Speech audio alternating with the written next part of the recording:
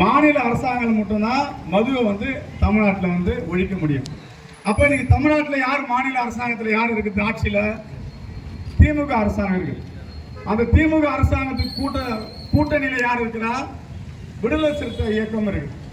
விடுதலை சிறுத்தை கட்சி மது ஒழிக்கணும்னு சொல்லும்போது யாரை போய் கூப்பிடுறாங்கன்னா திமுக கட்சியை போயிட்டு சால்வை போட்டு கூப்பிடுறாங்க.